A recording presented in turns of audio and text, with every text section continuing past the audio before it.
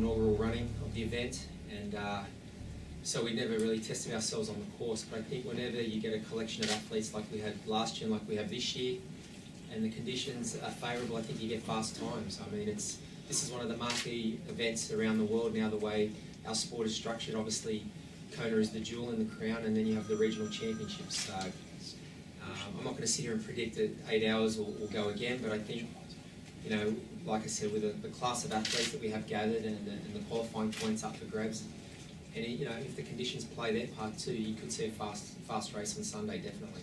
And competition plays into it too, because it seems like you all raise your level when you know that field out there next to you is world class. Absolutely, and you know, I think that was the goal of WTC when they restructured the sport and repackaged it the way they have, is to get the best people racing more often. So I think you're going to see better racing, faster racing on the men's and women's side. I mean, I think the motivation comes from who's sitting next to me and the stature of this race. I mean, even if you win on Sunday, you can't get back last October. So I think you look back and try and learn the lessons. And you know, it was my sixth racing camp. It was the worst race I've had there. But it happens in sport, you know. I think you've got to move forward, and I think motivation is enough. It's just seeing who was on the start list for this race, and you know, wanting to contend for a major title. That's the motivation.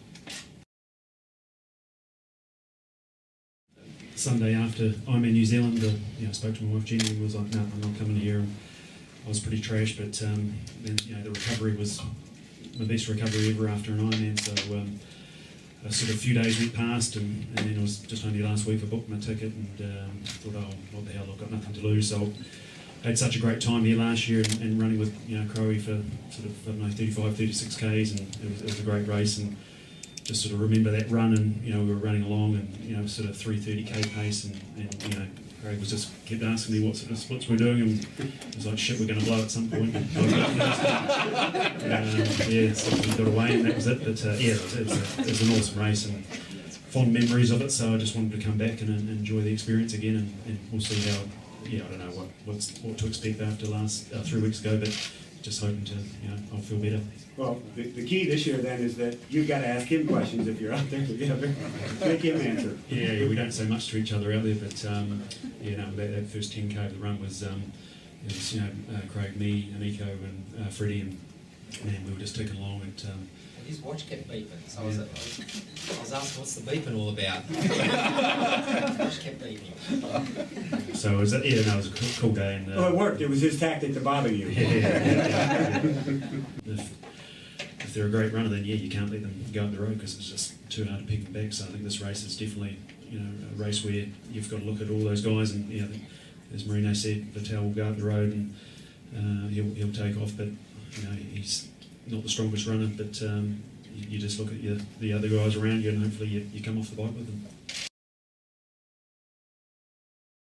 Last year I did New Zealand, and actually after Hawaii I was thinking about going back, but then I saw Doherty showed up in the registration, and I said, okay, there's going to be one fast runner there for sure.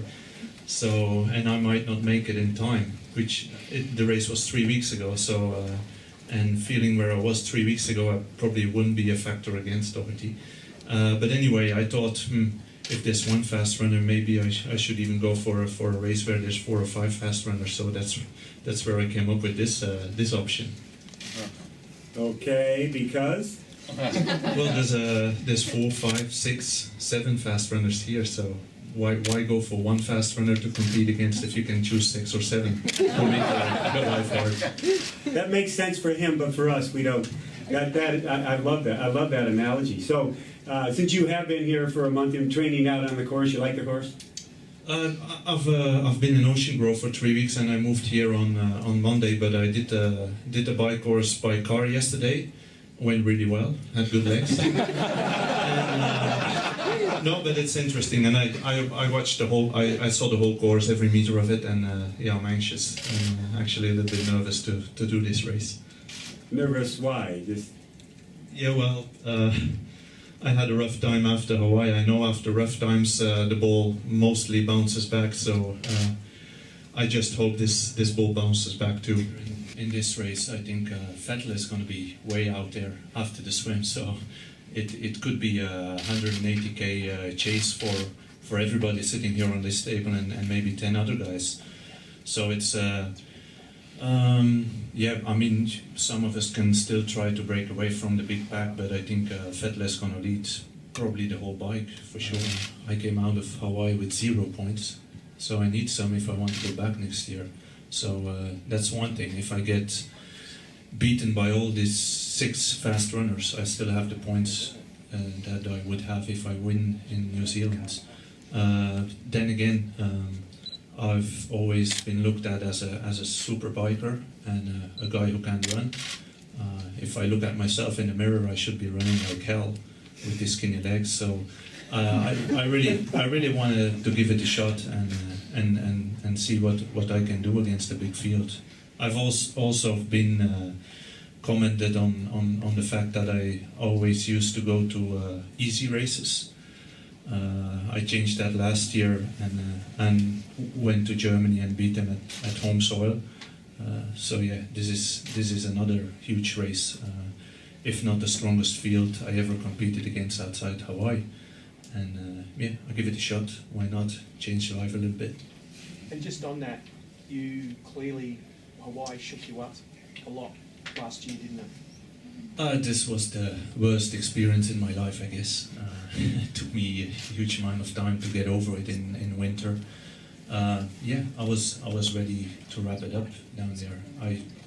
I gave myself 99% chance to win it, coming off the bike, even leaving Ali Drive after 10 miles into the run. I said, they're coming, but they're not going to catch me. And yeah, at 11 miles it was all over. So yeah, I have to do something to get that out of my mind. Last year I was also raced in Abu Dhabi for this race. I raced in Abu Dhabi 3 weeks ago. It went really well. I think I'm in a good shape, so I didn't change much from last year. The only thing I did different is that I came here earlier to Melbourne. I've been training in the course for the last 2 weeks and a half. So I think I know the course pretty well, and apart from that, everything has been more or less the same. Will you change all of a sudden, no matter who it is, takes off in that first 10K and they're running a pace that maybe you don't want to run, you think you'll keep that contact just to see what happens? Well, that's why I tried to do last year when we were running Crowe and Cam and Frederick. We were running for the first 10-15Ks. We were really fast, and I thought, well, I don't know where I'm gonna explode, but I had to try it, and then I paid for it. I really suffered a lot on the last kilometers of the run, but if you wanna have a chance to win this race, I think that's what you have to do, and that's what I tried to do last year, and that's what I'm gonna do this year. Try to do my best and go as fast as I can.